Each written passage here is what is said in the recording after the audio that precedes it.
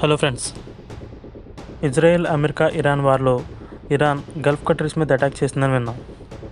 అదేంటి Gulf countries మీద ఎందుకు అటాక్ చేసింది అనుకునే లోపే ఆ కంట్రీస్లో ఉన్న యుఎస్ మిలిటరీ బేస్ల మీద అటాక్ చేసిందని విన్నాం.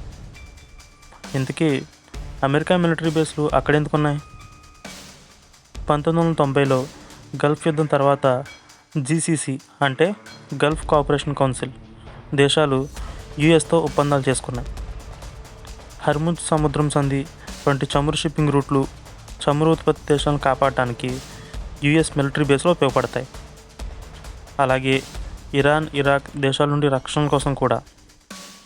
ఈ జీసీసీలో 6 దేశాలు ఉంటాయి: Saudi Arabia, United Arab Emirates, Kuwait, Qatar, Bahrain, Oman. అందుకే వీటి మీద ఇరాన్ అటాక్ చేసింది. మరి ఇరాన్లో లేవా అంటే లేవు. ఎందుకంటే ఇరాన్ దేశాల నుండి రక్షణ కోసమే యుఎస్లో ఈ ఒప్పందాలు చేసుకున్నాయి కాబట్టి. దీనివల్ల యుఎస్ పవర్ కూడా ఆ దేశాల్లో కొంతగా ఉంటుంది.